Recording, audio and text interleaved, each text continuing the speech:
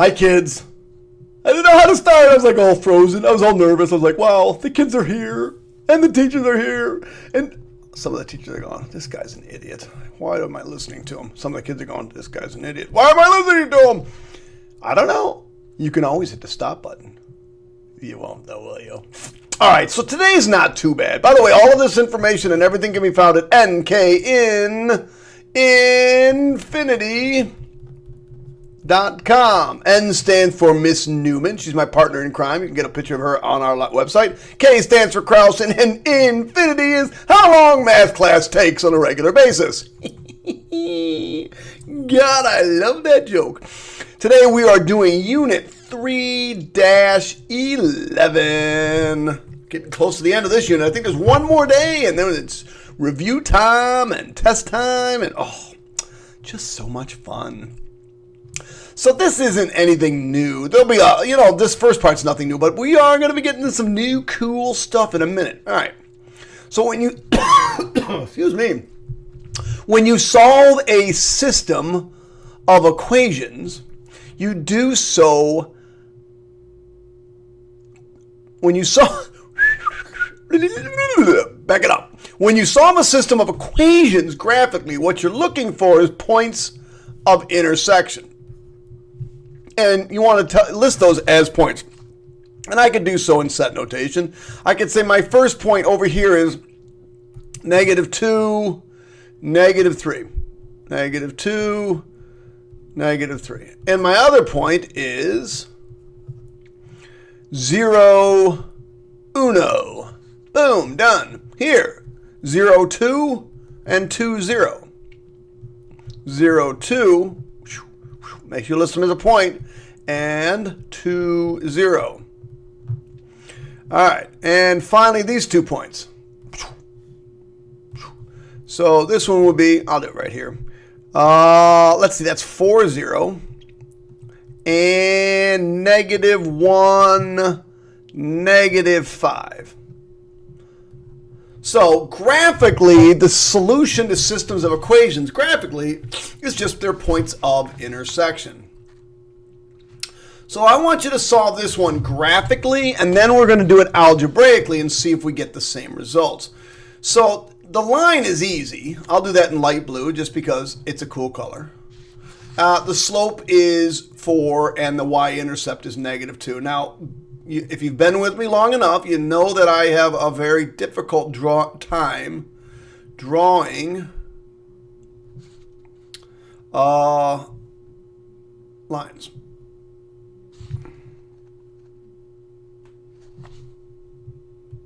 I don't know why that's on. I made my answer key up a while ago, and I totally forgot that I didn't want to use a scale of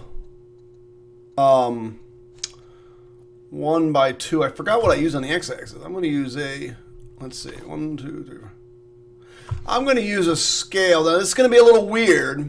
You might want to number it. I'm going to use a scale 2 up and 1 down, and you'll see why in a minute. So in this case, this would be 2, and this would be 4, and this would be 1, and this would be -1. All right, so my y-intercept is -2, so that would be right here, actually. And I'm going to go up 4 over 1. Up 4 over 1. So it looks like my slope's actually 2, but it's really going up 4 because you're going up 2 at a time. Now, if I hadn't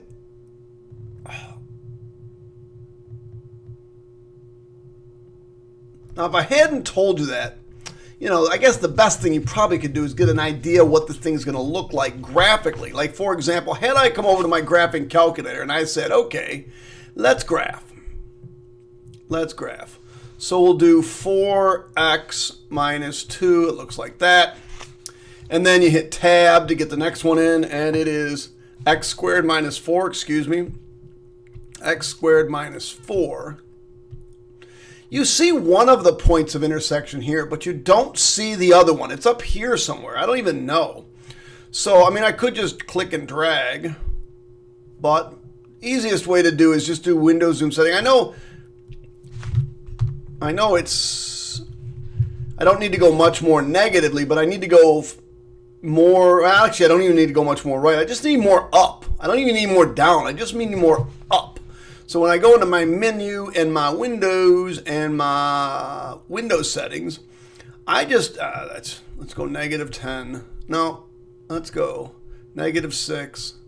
That's approximately what it was before. 6.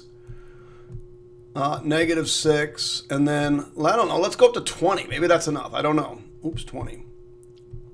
Yeah, that's enough. See, now I can see both. I can see both. And I can see both points of intersection. So I know I needed to go up at least, I don't know, it looks like maybe about 16 here. I'm not exactly sure. That's why I picked the scale of 2. For the parabola, it's got a y-intercept of -4, which is going to be right here. And let me get my table of values for the parabola. Control T. The parabola is in red, so we got to get over there. Oops. So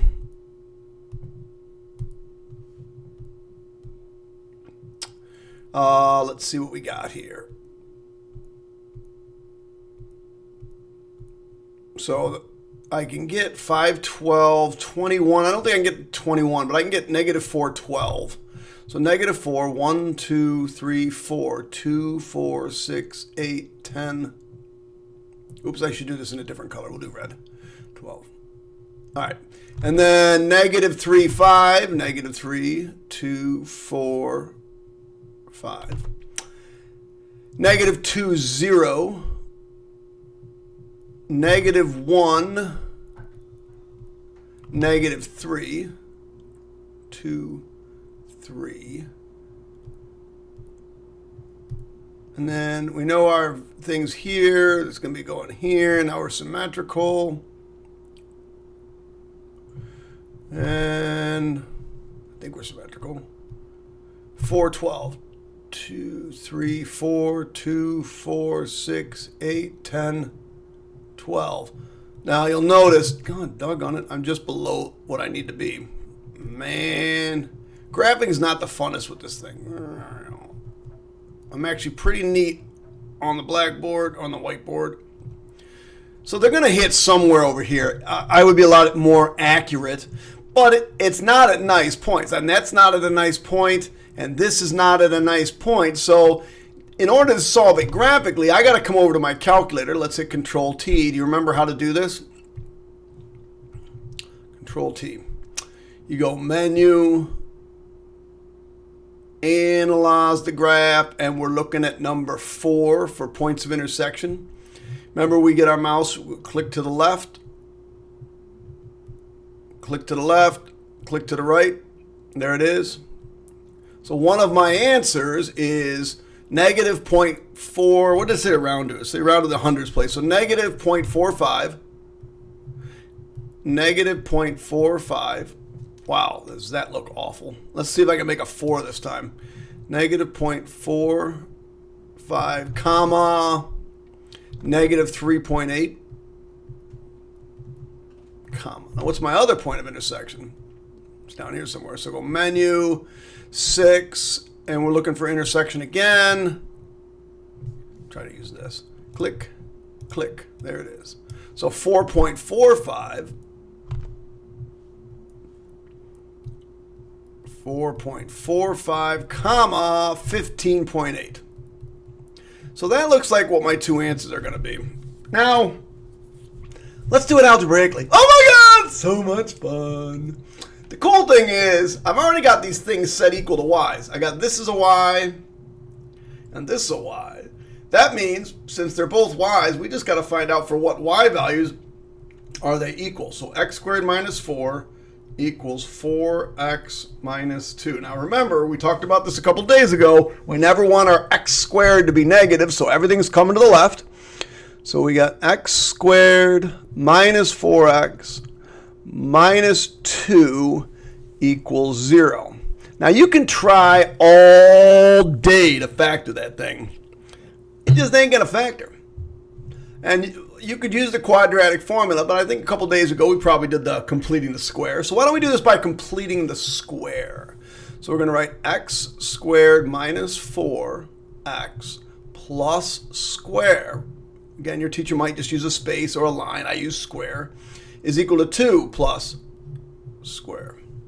Now I go right into the parentheses when I do completing the square. It's x and whatever half of that is. Half of that is negative 2. Negative 2 squared goes here. That's 4. So if I add 4 to that side, I got to add 4 to this side. I know we talked about it the other day, but this is called a perfect square trinomial. Because when you factor it, it's just one set of parentheses squared, which is what you are looking for, is equal to 6. Now to get rid of this square, do you recall we just take the square root, and now I got to sing. When you take the square root, you got to put a plus or minus.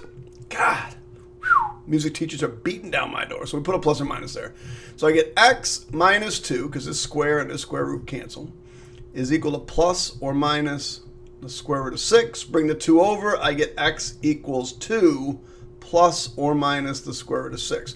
But since it said round to the nearest hundredth, I got to do it this way. X equals, go to calculator, 2 plus the square root of 6. 4.45. 4.45 round to the hundredths, or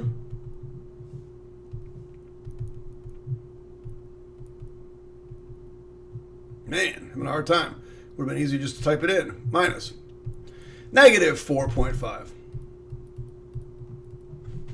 All right, and then those, it's negative, not 4.5, but negative 0.45, negative 0.45. But those are just my x values. That's just this x value. That's just this x value. In order to get the y value, it doesn't matter. You can say, okay, I'm going to plug it into this one. Something squared minus 4. Well, what am I going to put in there? I'm going to put in 4.45. Actually, what I'm going to put in there is that answer. So I'm going to go up there,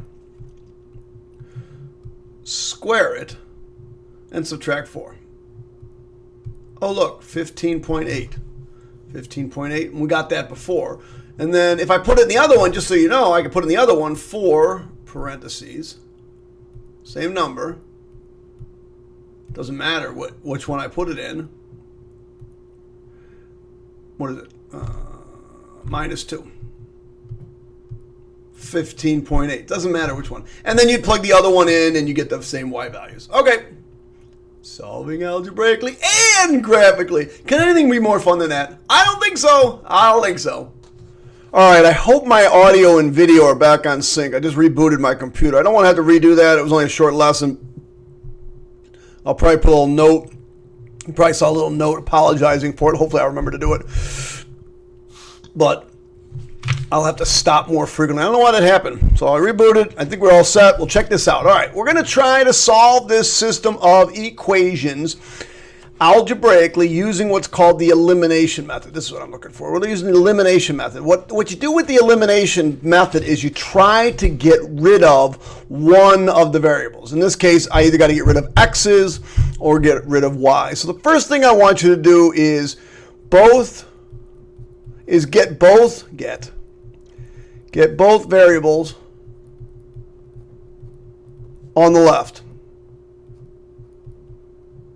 What am I writing? Lift? On the left, on left. So this one, the 4x needs to move over. Oh, and constant on right side. So this one, I need to move the 4x over. So I'm going to write out 3y minus 4x equals 6. So that's how I took care of that one. This one, this 4 needs to move over. Both the x and y are on the left side, but the 4 needs to move. And I also want to, and I can do this right now. Okay, let's just move it over. I get 2x minus 3y equals, and when the 4 goes over, it becomes negative. So line things up. Line everything up. Line everything thing up.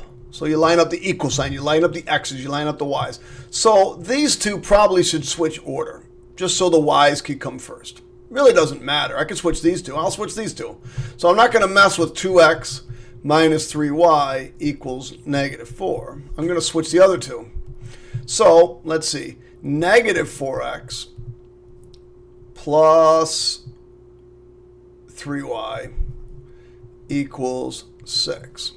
It really doesn't matter. I could have switched the other ones. Now you're looking for additive inverses. Now what additive inverses are just basically opposites. Opposites. Like right here, you'll see you have a pair of opposites, negative 3y and positive 3y. If you have that, smile, you're in great shape. You just add. I'll tell you what we do if we don't have it, but in this case, we just have it, so we just add. We're going to add these up. 2x minus 4x is negative 2x equals, these cancel, that's why I get equals 2. Divide by negative 2. Divide by negative 2, and I get x equals negative 1.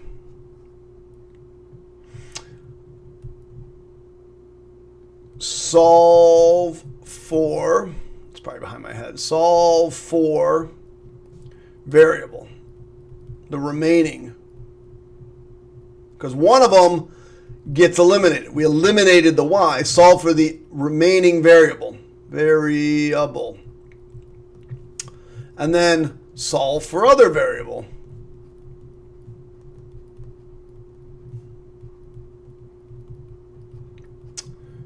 So in this case, I have x.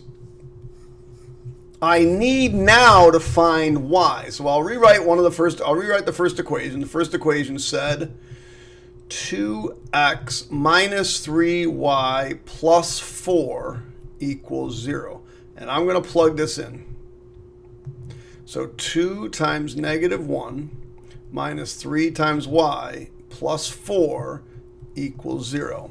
Now, since my y is negative, I'm going to move it because I really, really hate having y is negative. So I'm going to move that to that side. Remember, when something moves to the other side, it changes its sign. So it becomes 3y. And this is negative 2 plus 4.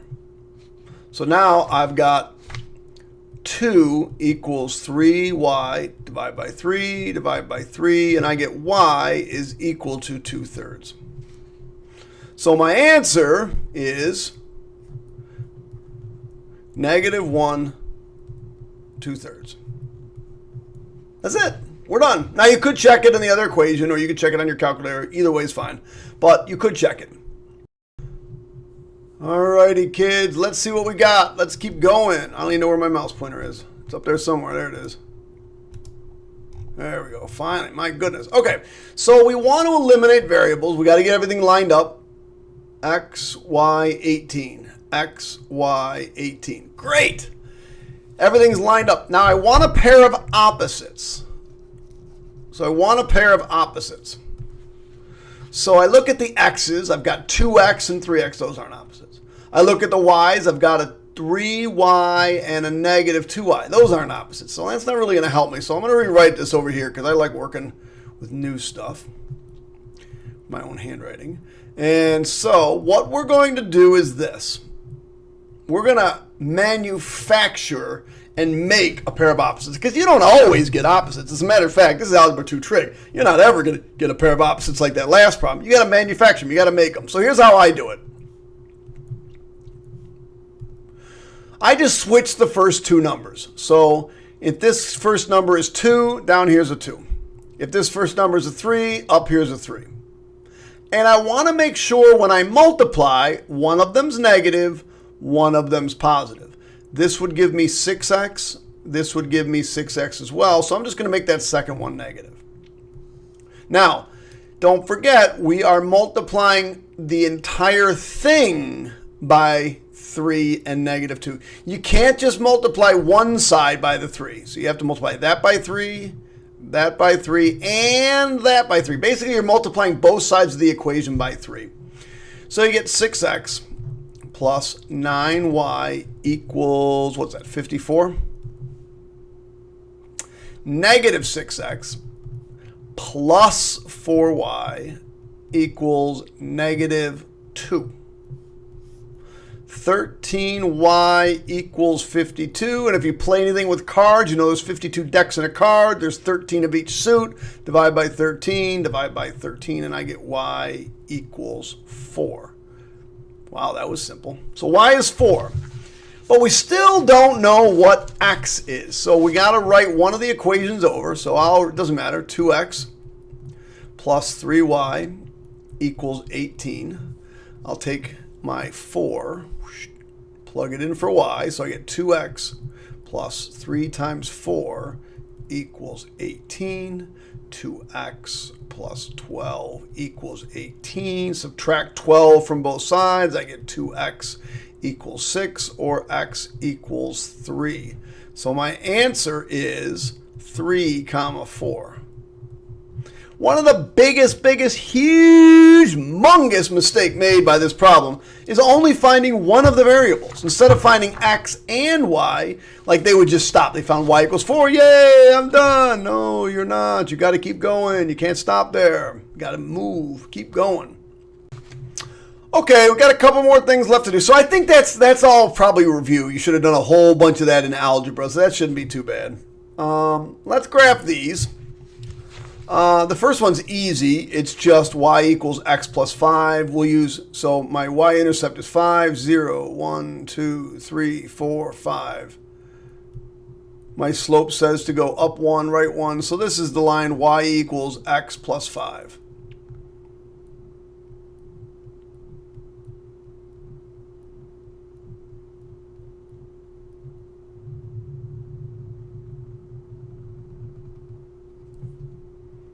Okay.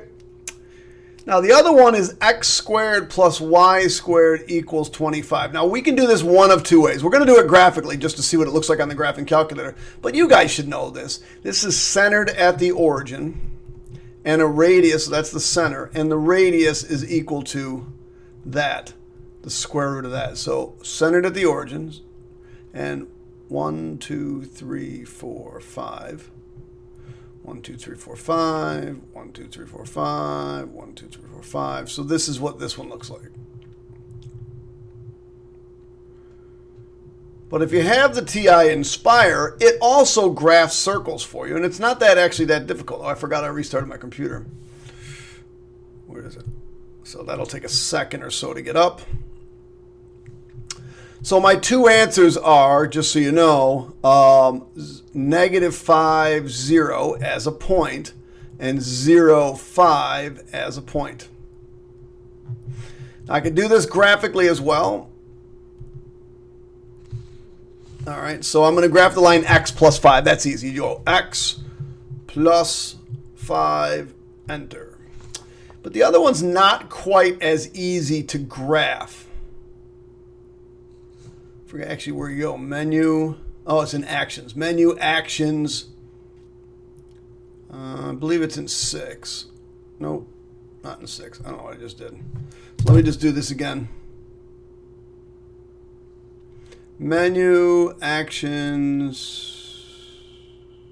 Nope, menu. Okay. It's down here at graph entry. And then we're going to do an equation. And then we're going to do a circle. And we're going to do it in center radius form. Center radius form, because that's the form we're in. So let me make sure I go through that again with you. So you go into menu. You go into graph entry. We're going to do an equation. We're going to do a circle. And we're going to do it in center radius form. All right, so the center is just 0, 0. And on the right side was a 25, but notice they only want the something squared. They want the radius squared, so I put a 5 there. And I click enter. So there gives me that. Now I can go back into menu, analyze the graph, intersection, menu, analyze the graph. This one may not do it this way. Intersection, click on this. Oh, I have to draw a box. There it is. Oh, this one you have to draw a box for. So menu, analyze the graph, intersection, and then draw a box. Oh, it's not letting me. I don't know. Whatever. The other one is 5, 0. Anyway, I just wanted to show you that you could graph them graphically. Now we're going to solve this algebraically. This time we're going to use what's called the substitution method. So what is y? Well, this is what y is equal to right here, x plus 5. So what we're going to do with that is we're going to take it and plug it in for y right here. We're going to plug it in for that y. So instead of x squared plus y squared equals 25, we're going to plug in this x plus 5 for y. So we get x squared plus, and then I'm going to, now this means you got to double distribute here. X plus 5 times x plus 5 equals 25. We'll double distribute that baby out. X squared plus x squared plus 10x plus 25 equals 25. I'm assuming you all can double distribute. We're going to bring this 25 over, and I get 2x squared plus 10x equals 0. Now I got to factor. First rule of factoring is there a GCF? Of course there is. It's 2x. So we take out a 2x, and I'm left with x plus 5 equals 0. Now, my two answers are going to be 2x equals 0. See, notice now I have an x. So now I can set that equal to 0. And x equals negative 5 here. And this one's just going to give me x equals 0. Anytime you take an x out as a GCF, 0 is one of your answers. So my two x answers are 0 and negative 5. Now, if I go back up to the equation that said y equals x plus 5, I still need to find the y values. So if I plug in 0 for x, I get y equals 0 plus 5, which is just 5. So that point is 0, 5. And then if I plugged in negative 5 in there, I get y equals negative 5 plus 5, which is equal to 0. So that answer is negative 5, 0. And so my two answers are negative 5, 0 and 0, 5. All right, kiddies, we're almost done. Woo! Okay, so you should start to recognize this. You shouldn't need a graphing calculator to see what this looks like. You know this is a parabola. Now, you might want to write it like this, negative x squared plus 9. Well, that's a parabola that's going down, facing down, but it had a translation of plus 9. So that means it's going to intersect somewhere up here, went up 9. That's the vertex. It didn't move left or right, and it's coming down. Now, if I grab blue and I say, okay, I want to graph the line y equals 10. Well, this is 9, so this is 10. So the line y equals 10 is this horizontal line y equals 10. So the question is, does the line y equals 10 intersect the parabola? Why or why not? Sketch a graph of this system. All right, and I'd say the line y equals 10 does not intersect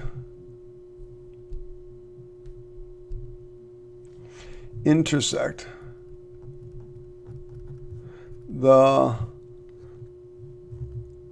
parabola y equals 9 minus x squared because the maximum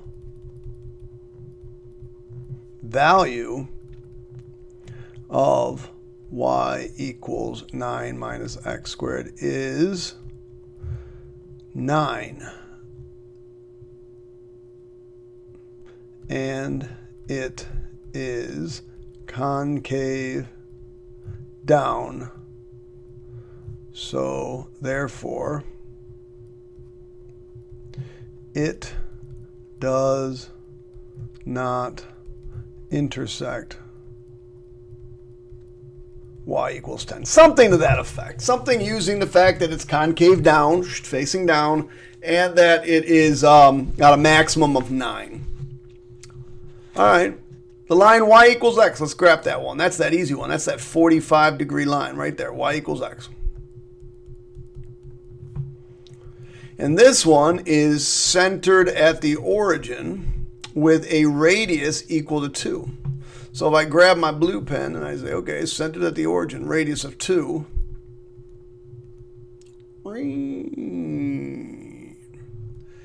If it does the line, blah, blah, blah. If so, how many times and where? Sketch the graph of the system. So it hits, yes, they intersect twice.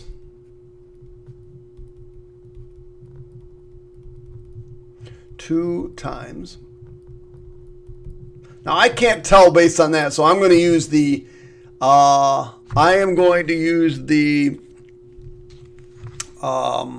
substitution method. So since y is equal to x, I'm going to take this and plug it in for y. So this x is going in the place of that y because y is equal to x. So x squared plus x squared equals 4. 2x squared equals 4. X squared equals 2. X is equal to the square root of 2. Well, if x is equal to the square root of 2 and y is equal to x, based on this equation right now here, then y is equal to the square root of 2. Oh, by the way, when you take the square root, you put a plus or minus. I almost forgot it. As a matter of fact, I did forget it, and that's really embarrassing. So y is equal to x plus square root of 2. So one of your answers is the square root of 2, the square root of 2. The other answer is going to be the negative square root of 2, and since y equals x, it's going to be negative square root of 2, comma, negative square root of 2. And finally, does the system of equations below have no real solutions? Provide a graph for your support. Okay, so first thing we're going to do is graph the line y equals 0. Now you have to know that that is, oh my goodness. I'm going to do it, trying to do it. I'm going to graph it with this. So this is the graph of the line y equals 0. It is a horizontal line. It's basically the x-axis. That's the line y equals 0. So let's sketch a graph, Doc B. Let's sketch a graph of this thing. It's x squared plus 4x plus 13.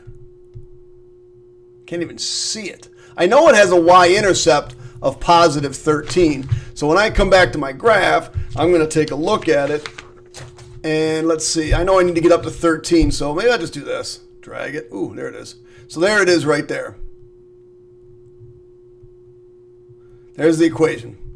So, and it's going to go through, that point right there is 13. So if I had to sketch this thing, I'd say, oh, it looks something like this. Where it's going through a y-intercept of 13. So the question says, does the system have no real solutions? This system has no real solutions. The answer is yes. Yes, this system has no real solutions since they never intersect. One last problem, children. One last problem. If the following system equation has two solutions, what should the value of k be? All right, so let's do this. Let's plot the circle, centered at the origin, up 6, left 6, left 6, right 6, down 6, plot it.